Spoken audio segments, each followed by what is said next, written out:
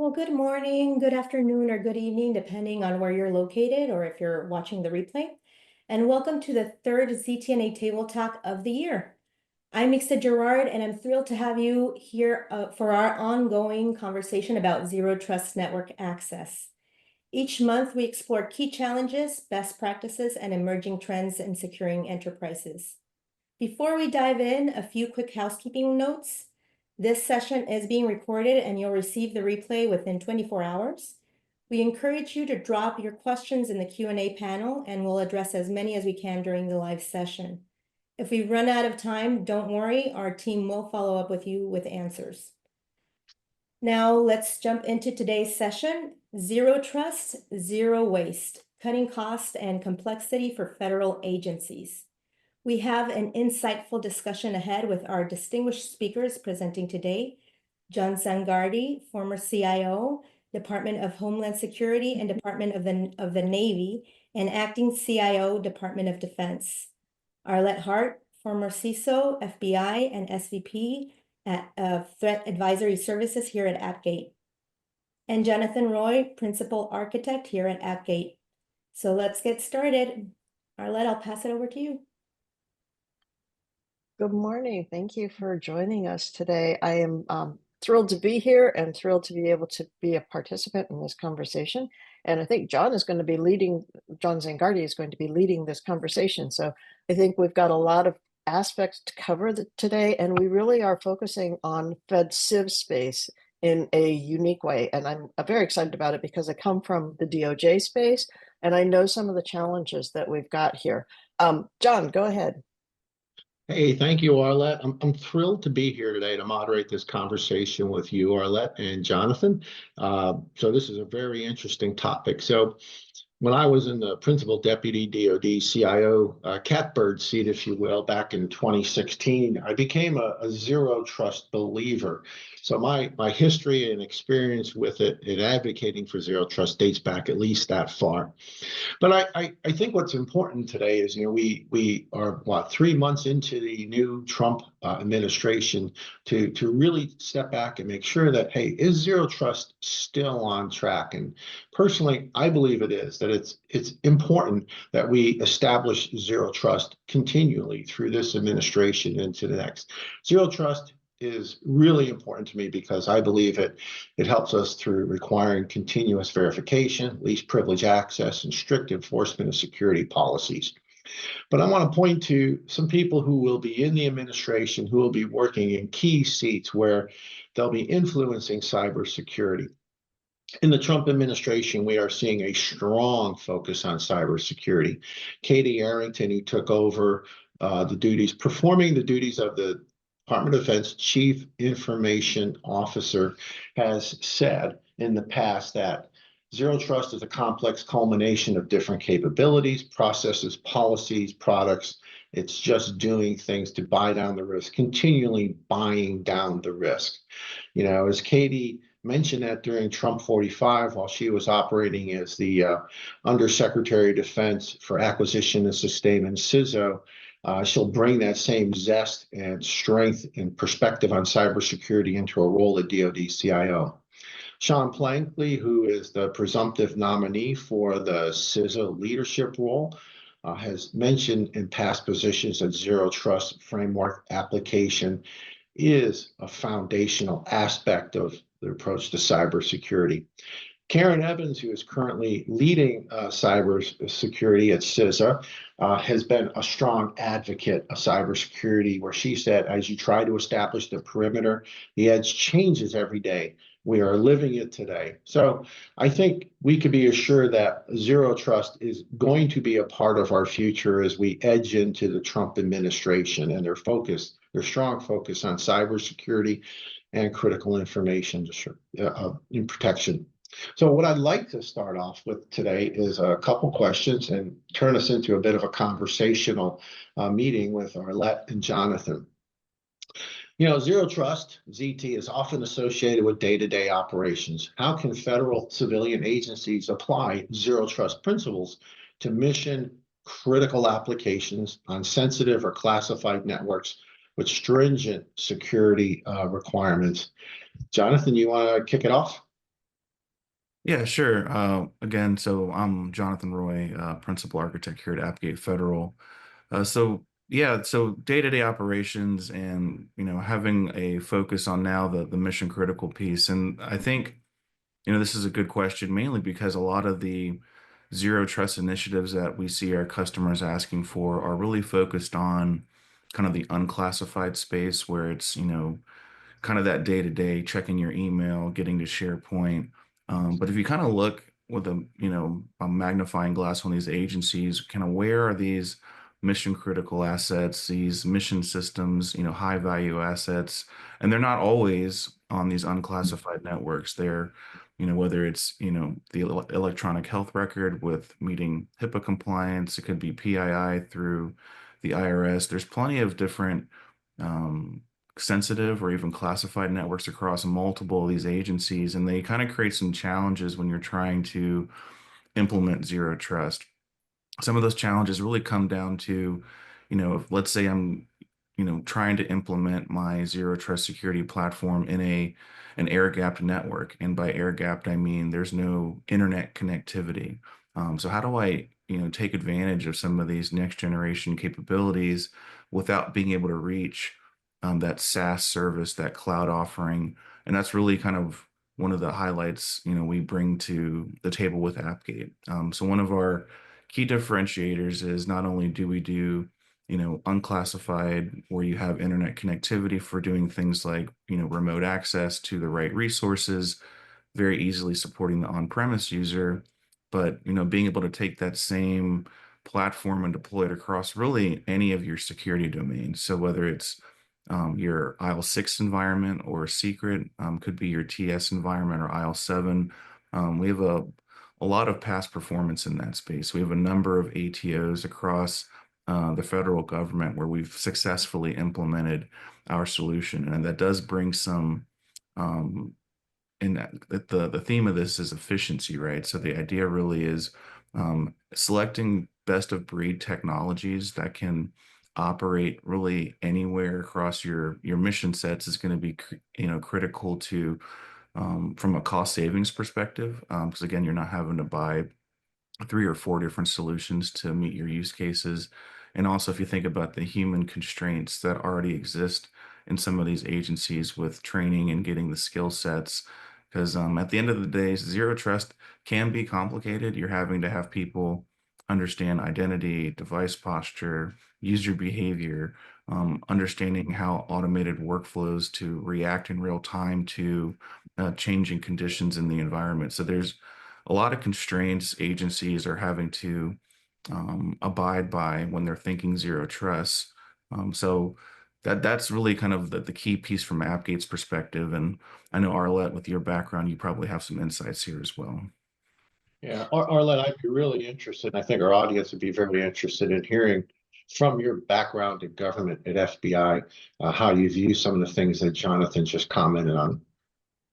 Oh, absolutely. I think so. One of the things that I know is true of a lot of civilian agencies, not just the FBI, is that there is an operational part of it and an infrastructure part. So in the FBI, for example, you have the agents who are doing day-to-day operations, going out and arresting people who are doing criminal activity. But then you have the infrastructure that's holding the data, your IT, your uh, um, operational, your infrastructure, your capabilities that hold the data that is being collected in an ongoing way.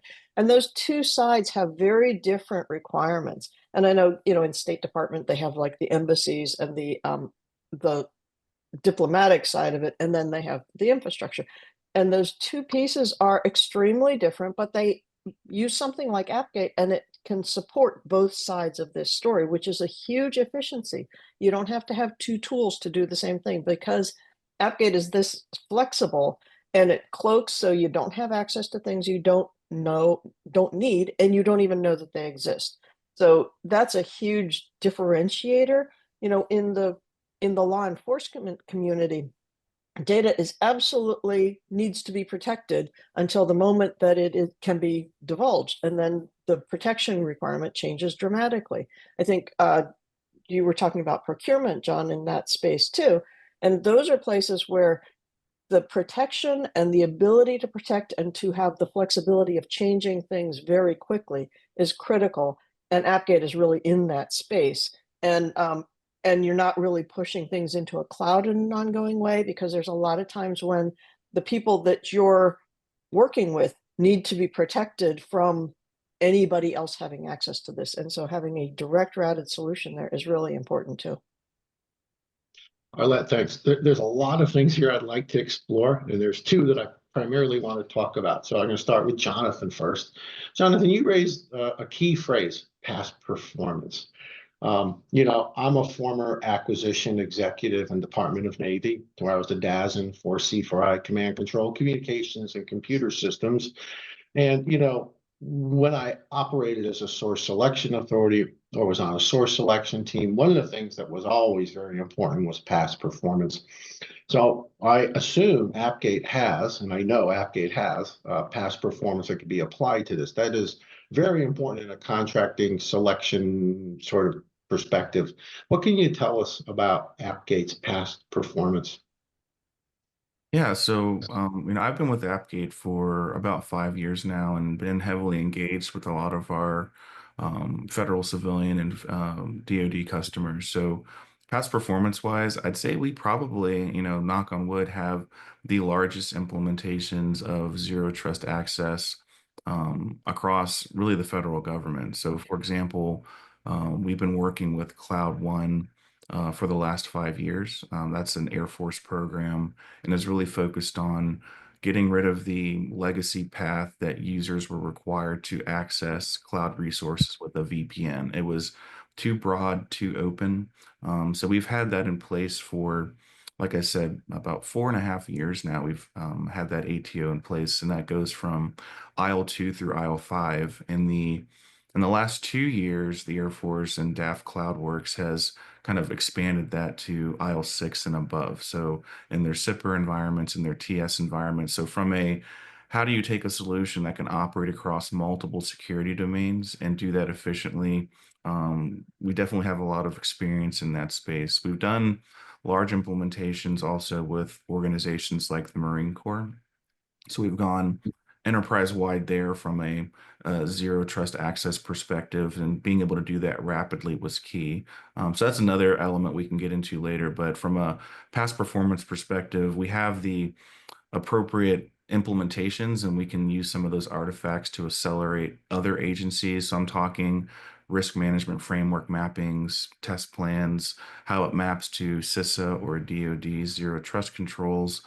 So all those artifacts can be leveraged to include the kind of the ATO artifacts as well. So all in all, I'd say probably 25 to 30 separate ATOs across all different, you know, security domains is really the experience that we're going to be able to bring to the table, John. Thanks, Jonathan. You raised one of my favorite words in CIO language, reciprocity. And that's important to ease people into taking advantage of a product. I signed out 2 reciprocity directives, one in DoD and one in DHS. And the biggest issue I had was, hey, I don't trust someone else. But you know, we have to get over that. You sort of have to take a line from President Nixon. Trust but verify. You have to trust it. Take advantage of someone else's ATO to speed up your deployment. So changing tune a little bit, Arlette, you talked a little bit about operational side. And, you know, I spent years in the Navy bullpen, which is where they create the sausage that eventually became the Navy budget. For those of you who aren't familiar with the Air Force, they call it the boiler room, same basic premise. But as you're building a budget, whether you're, you know, in the CFO shop in DHS or the CFO shop in some other government agency, there's a pre-decisional aspect to building a budget that you don't want those pre-decisional things that you're looking at that may or may not happen, right? Because a decision hasn't been made, becoming public. So part of what this does is it allows you to control that and understand where the access is coming from. And I think from a law enforcement perspective, you would probably echo similar thoughts as to, you know, dealing with, you know, law enforcement issues. Over to you, ma'am. Oh, absolutely. And sharing information with different organizations. So, obviously one of the Bureau's main functions is to share information with state and local LEOs and making sure that that information is being explicitly shared, but not widely shared. So the people who need it can get it when they need it, but the people who do not need it or should not have it do not get it, period. I think that's the same story as, in the contested space. Can you be spied on? Can your communications be intercepted in a way that they can understand, that the adversary can understand what's going on? The objective is to keep private communications private until they can get public. And that's really a critical component. So the point to point, our direct routed solution really answers that, because you're not putting things into another place. You're not doing a break and inspect somewhere along the line. You are having complete control over your communication and from point to point. And again, back to the operational side, when you are in an operational environment, you need to be able to do that quickly and efficiently. You can't wait till, oh, I was hoping that I could get in a week and a half the right permissions. You need those permissions when you need them at that point in time, and having the freedom to do that and to put them in place and then to rescind them, because you can't leave them open. You cannot leave them in a place where they are, okay, well, now we had that in place and we just continue to have that in place. This is one of the big zero trust stories, is like not just being able to grant access, but being able to rescind access to when it is no longer needed. And I think, Jonathan, you've got some stories around that piece, right? Yeah, I mean, from a from an implementation perspective and deploying it to solve the mission use cases, um, that's you brought up one of our key features, right? It's keeping the data, the resources cloaked, and that's without getting too technical, right? So Appgate has a pretty big differentiator in that space. It's called single packet authorization. In essence, we're able to cloak the resources, but at the same breath, make sure they're reachable from anywhere. I'd love to have a follow-on conversation with anybody who's interested in hearing how we keep your data private, thwarting things like man-in-the-middle session hijacking with our unique architecture. So if there's interest, please drop a note in the session here, and we'll love to do a follow-on explaining that in more detail. And the streamlining too. So we're not adding a lot of weight on to the user for how to actually get these pieces in place. So it's a relatively light solution, but it works really well at many, many levels. Right. So picking up on that, Arlette, Jonathan, could you talk a little bit about ease of deployment, speed of deployment, and Arlette, anything you can add after Jonathan talks about that, about the team who's working with Appgate products, how difficult it is for them or easy for them to come up to speed. So Jonathan, please. Yeah, so I mean, yeah, I've been at Appgate for 5 years, but I've been doing zero trust style architectures for probably 6 or 7, even though I've been in the security field a lot longer than that. But one of the main lessons learned, I would take as a takeaway, is folks that are looking to jump from their traditional kind of, whether it's the castle moat model, which is I authenticated, I have access to everything. That means I can touch everything on an unclassed network or a classified network, to now this zero trust thing where it's very, hyper granular, which user based on which role has access to which resource under this condition, and trying to jump to that from day one to day two. You're setting yourself up for failure, fairly quickly. So we've definitely adapted a crawl, walk, run methodology to really make that transition frictionless. So it kind of starts with being able to have, deploy the platform, but don't make it intrusive. Let the platform sit, listen, and learn, so we can make sure that we create the appropriate security policies without impacting the end user. And then from the end user's perspective, most of the users that are interacting with an agency or organization aren't technical. They're, human resources folks doing, they're processing, financial documents. They're, really just doing their day job. And some of them can't spell IP address. So, you have to make the end user experience almost transparent, right? So, enabling things like single sign-on, not having to click something to go sign in or to, touch an agent. So it's really about understanding what organizational change management means, as far as the end user experience impact. And then being able to do this rapidly, right? So yes, you definitely need to leverage a crawl, walk, run methodology, but you give the organization the appropriate levers and mechanisms to choose, which portions of the enterprise they're going to start with and start doing those real granular enforcements and getting feedback in near real time. So from a past performance, I'll kind of tie that back in. We were able to do a zero trust network access implementation for the entire U.S. Marine Corps within the span of 45 days. How we were able to do that, we, really deployed our platform across multiple portions of their environment. We needed to understand which users needed access to resources, so capturing, what's the existing flows look like, and really translate those into what a zero trust policy should be. And the idea was, within 2 weeks we had a initial operating capability. So that means, tying into their ITSM platform like a Remedy or a ServiceNow, tying into their logging infrastructure from a SIEM SOAR environment, interacting with some of their existing technologies like their semantic proxies, and authenticating with OIDC and SAML providers like from Microsoft. So the idea was, don't require a rip and replace. Integrate where you can, because some of those existing technologies, even though they were procured a few years ago, they still fall on, heavily in line with what zero trust should be. It's just that they're operating in silos. So if you bring a platform in like AppGate that can bring some automation and orchestration across these once disparate pillars, is really going to deliver value. And Thank you. I would say that, the moment that thing stops working or doesn't work as advertised, you're really in a bad place. So the fact that you got that stuff in place at the Marine Corps in those kind of timeframes, nobody goes perfectly through those pieces of it, but being able to do that and get to ATO that fast is unheard of in the federal government space. You went down a route that I was going to go, Arlette. I was going to say, back when I was the CIO at DHS, zero trust was still sort of a little bit of a mystery. It was like a box, what's in the box. And we did some pilots trying to figure it out, because we really didn't. We've come a long way from those ancient times, and I think this is demonstrative of that.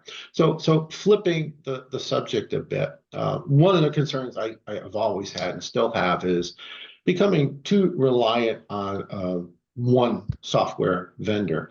I call it the software monoculture.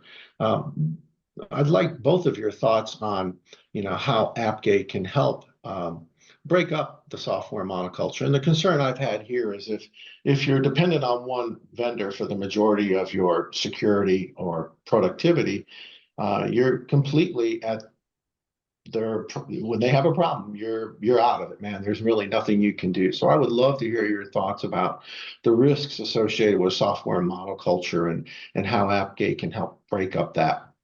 Arlette, would you mind going first? No, of course not. Two pieces of it. One is phased implementations and phased upgrades and things like that. So when you have, especially I'm thinking in terms of 3 classification levels. So, lowest classification gets upgraded fastest. And as you go up, you do a slower implementation. So you ensure that the pieces are absolutely in place and rock solid, so that you can do your deployments. The advantage of something like AppGate is we're not cloud routed, so that you can do that without risk of also affecting other pieces. The other is having some segmentation of duties. So your people who are doing things, they can learn from each other, but you don't have the same people doing the same things. I think it's really important to have, it's also basic cybersecurity principle, to have separation of duties. So you're not having the same person having control over your entire infrastructure. Different people need to have different controls, and they can't just be the same people all the time. Sometimes that gets a little challenging when you're resource constrained, but it becomes very important to have those authorities segmented in your environment. Yeah, I can add on a little bit there. So it's definitely a challenge when you're, working with an organization that's mandated to get to zero trust. And, if I was in their seat, I'd be looking for that easy button, right? Is there a vendor out there that can just say, hey, I'm going to give you all of zero trust, and all you got to do is push this button, and we're going to solve world hunger with our platform. It's all sounds great until something goes wrong, to your point, right? Where you have all your eggs in one basket. So Appgate, we're not sitting here articulating that we are the zero trust silver bullet. We have a best of breed mentality. So that means we do our piece very well and rely on a well integrated solution in order to really deliver what you're looking for from a zero trust perspective. I'm not trying to downplay that ZTNA isn't a huge piece of kind of the overarching zero trust architecture. And it kind of dovetails to what I was saying earlier, taking advantage of what an agency already has in place and bringing that into the zero trust ecosystem allows you to have avoid vendor lock-in, right? So if you're buying a platform, it may come with 50 or 80 different features that you don't need, but guess what? You're still paying for them. So it kind of it's a double-edged sword, right? Because from organizations like NSA who mandate you probably want to have two different vendors as like a belt and suspender approach. So if you look at some of the way there's guidance on how even the DoD operates their internet access points, they have vendor A firewall, and right behind it is vendor B, right? That way, in case one goes down, hopefully the other one picks it up. Not saying you need, quote, two ZTNA products per se, but the idea is, having an integrated story where Appgate is providing the zero trust access piece, and right behind me, I might use an existing next generation firewall to, catch some malicious packets flowing into the environment. So it's really about having a agnostic platform, so we can deploy across any cloud, any hypervisor. So you kind of have a lot of flexibility there. You're not, beholden to one cloud security provider who specializes in their type of cloud environment. And then after that, kind of just double tap it one more time, it's really um, our ability to kind of focus on integrating and interoperating and doing that across each security domain. So still giving you the efficiency, but it doesn't mean you have to rip and replace your entire security stack and switch over to an entire platform, which you may not need all the features for. So that's kind of how I would respond to that, John. Thanks, And Jonathan. I would say that easy button is almost never really easy. I mean, it doesn't, just because you get one vendor doesn't mean that they have an integrated suite. They've been buying a bunch of products and they've been integrating them or working to integrate them, but it doesn't make it really easier than integrating best of breed. I would like to add a little to that, Arlette. So when I was a CIO, one of the things that was always in the back of my mind was the importance of protecting the data, right? Whatever it might be, not to have a breach for a lot of different reasons. If you're in DHS, it might be law enforcement data, or it could be, PII associated with, a FEMA breach because of, basically it's an insurance company. You want to make sure that those things are absolutely as protected can be. And if that doesn't motivate you, your duty to the taxpayer, you don't want to go over and have to brief Congress on why you had a breach. It's just that simple. So I want to pick up on something, cloud enabled, not cloud dependent. And I'm going to talk a little bit about environments disrupted by adversarial networks that could be compromised by cartels, or they're in contested border regions or disaster areas, experiencing comm disruptions, getting back to FEMA. How could agencies like the U.S. Coast Guard, FEMA, CBP effectively implement zero trust architectures to maintain security and operational continuity despite low or intermittent connectivity? And I think this is a really relevant question. I recall visiting the border while I was in DHS down in Nogales, maybe an hour and a half, 2 hours south of Tucson, and they are at the edge.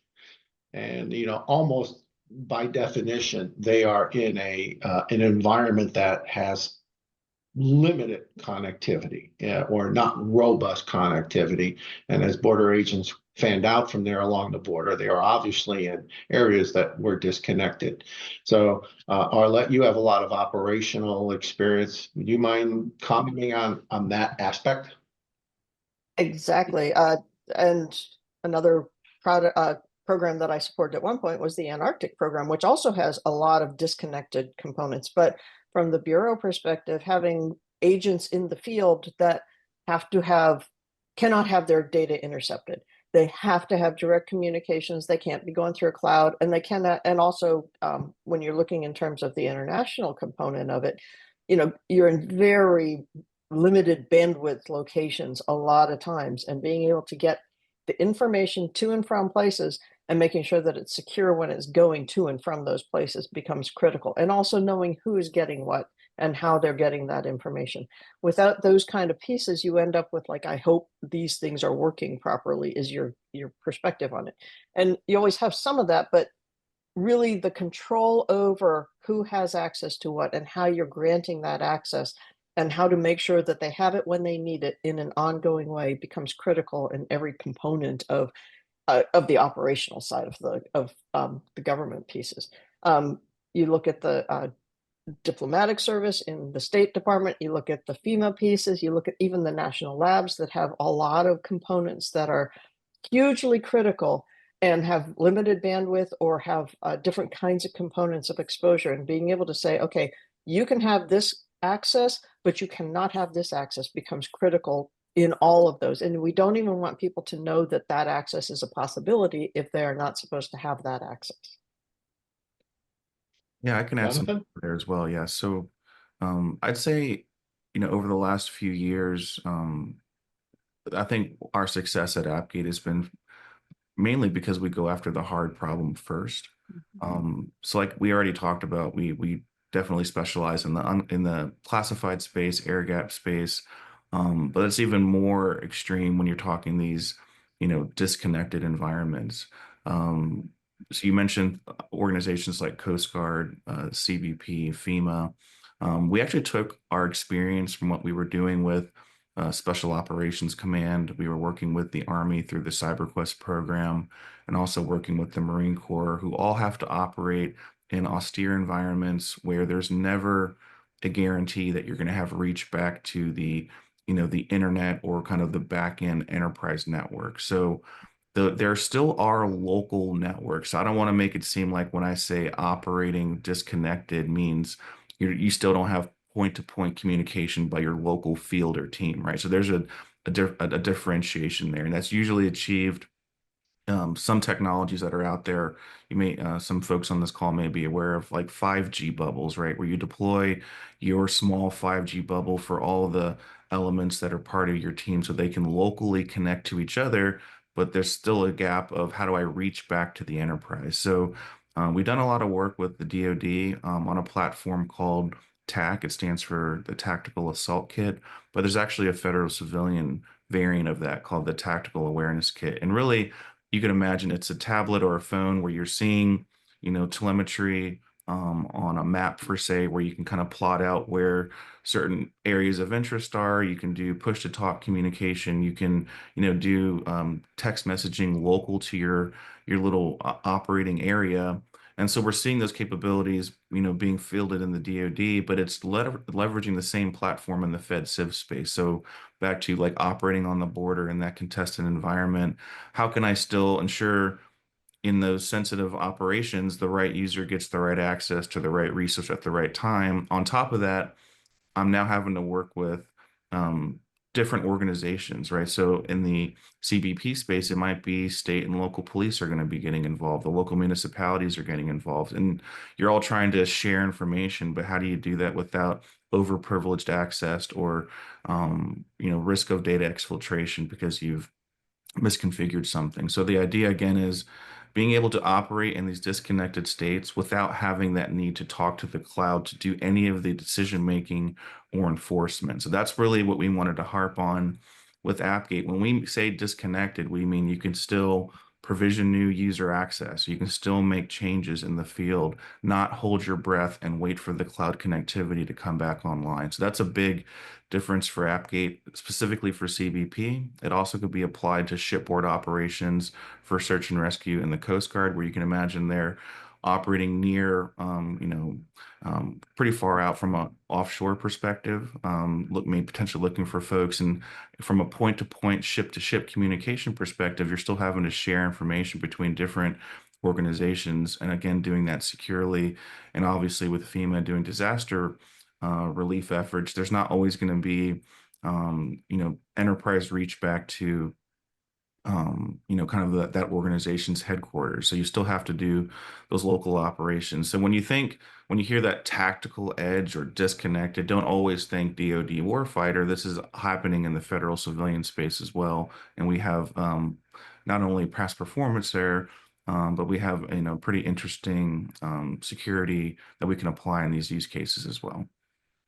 So it isn't just a tactical edge, it's the edge of the world. So from Antarctica to maybe drug interdiction ops by the Coast Guard, either in the Pacific or over in the Caribbean, or if you're in DoD contemplating how I plan for a China-Taiwan scenario, right? And provisioning a battle group that might be out there or Air Force units.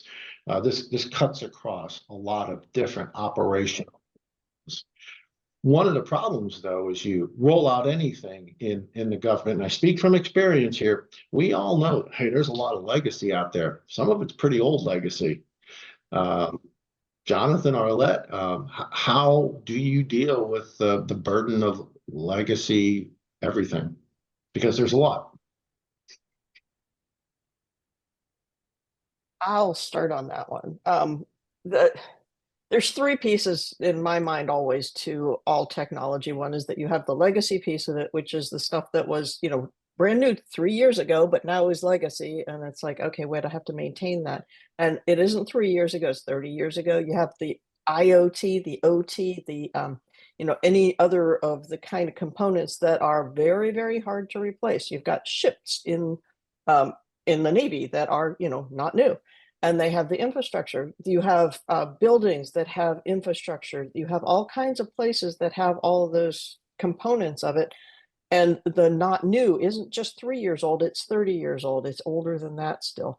And then you have new capabilities that everybody wants the newest capabilities and making sure that they are on top of things. And then you have the ongoing maintenance component of it. The legacy infrastructure is very difficult to replace because it is doing what it needs to do, and it's expensive. It was expensive to put in the first time, it's expensive to replace, and people are more interested in having a new capability than replacing the old one.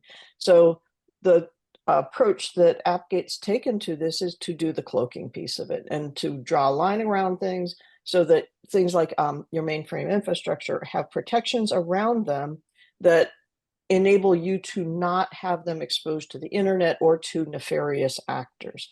And that's the piece that becomes most important in that space, because if you've got your infrastructure and anybody can do things to it, you are basically a sitting duck. You look at a lot of the critical infrastructure components, the DHS critical infrastructure categories, they have a lot of exposure because people have not historically had that as a component of risk.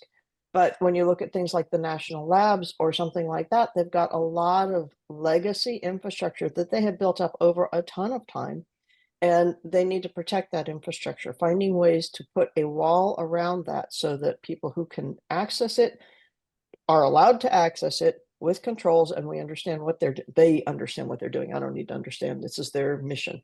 But the people who need to control those things actually can see what's going on. This is critical in that space. Yeah, can I double tap that, Arlette? Please do. Yeah.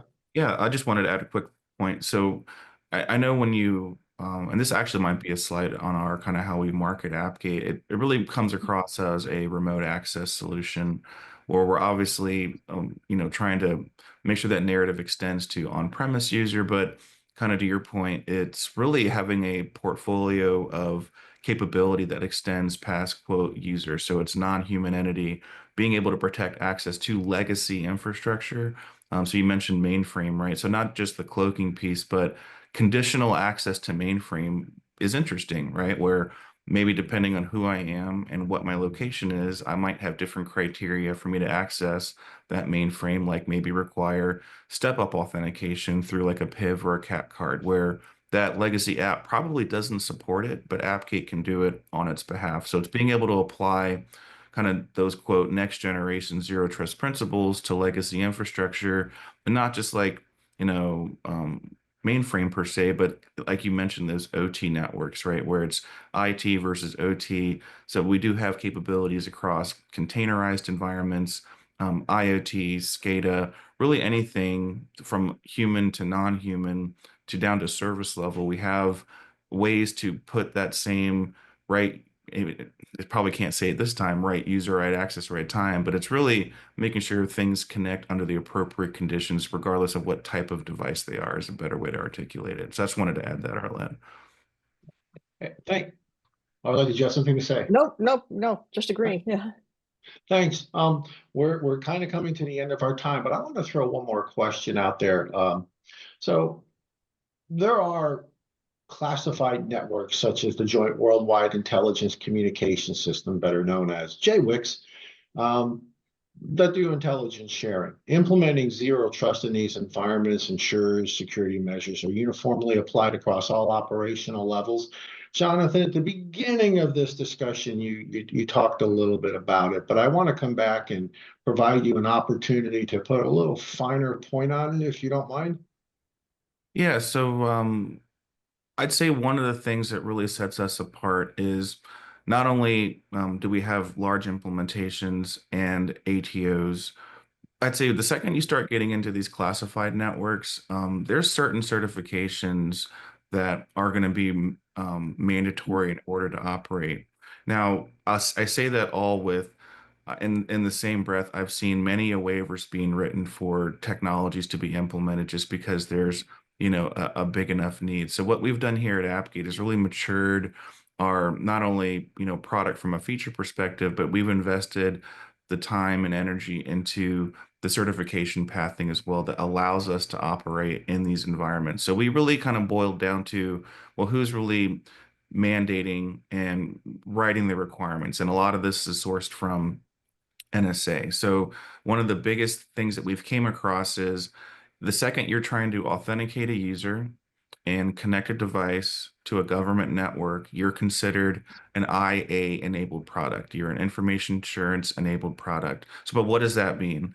Well, that means you have to abide by what the kind of federal civilian and DoD kind of look to, or what's required there. Operating in these classified spaces means things like NIAP protection profile, things like common criteria, things like FIPS 140-3. These are just table stakes that you need to operate in those environments. But because zero trust is so new, I'd say not many vendors at all have even explored how do I align my zero trust capability with these existing standards. So AppGate, we've put in the work and the due diligence to have these certifications in place. And it kind of goes back to what you were saying earlier, John, about kind of speed to deploy. So one of the things that's going to make it comfortable for an organization to pick AppGate to operate in these really critical areas is that we have gone through the security wickets and the evaluation. So not only do you point to an existing ATO at another organization, you have the certifications behind it. So I'd say that's probably one of our biggest keys to success operating in these environments is the fact that we are the only ZTNA solution with those, you know, NIAP protection profiles and common criteria, which is required in a lot of these classified environments. And I Thanks, would Jonathan. stomp your trust but verify comment too. Great. It's like, even if you cannot accept somebody else's accreditation package, you have at least the details that went into it and you can see how they work, and that, like, then you can take the next steps and you can already have them mostly filled out for you. It is about speed, and it is true that even when I was in government, I thought it took too long to deploy things. And so trust, or at least trust with verification, makes the most sense. Do we have any questions from our audience that we would like to bring up right now? Thank you. Yes, John, we excuse me, we do have one question that came in.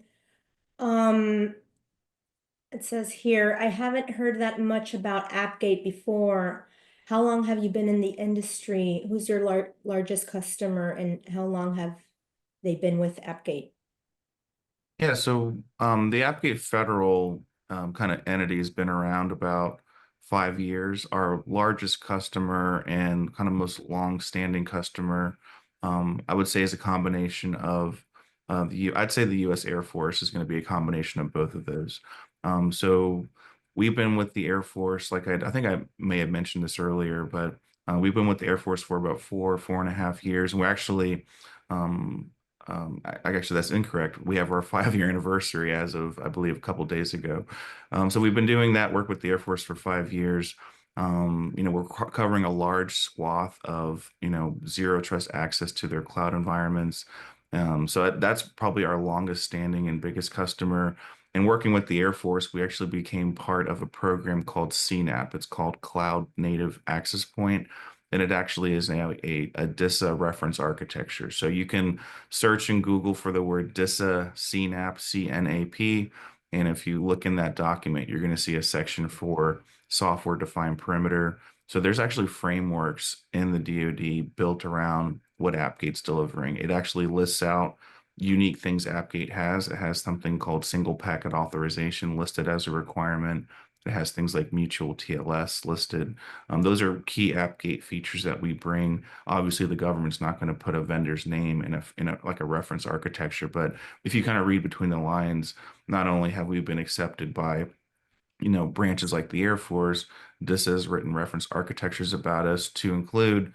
We're on other um, kind of enterprise-wide accepted listings like the DISA category assurance list, which means you can actually be your network traffic that you generate as a program or product can traverse across the entire DoD. So that would raise an issue if you had a Navy user who wants to access an Air Force resource, or maybe DISA is providing training and you need an Air Force member to access a resource in a DISA environment. Being able to send a packet across that entire ecosystem, again, kind of just leads to how mature our product is in this space. So again, 5 years with the Air Force, cloud native access with the appropriate certifications, multiple ATOs, and all of the accreditations that we need to kind of operate in that space as well. All are referenceable, by the way, by our customers.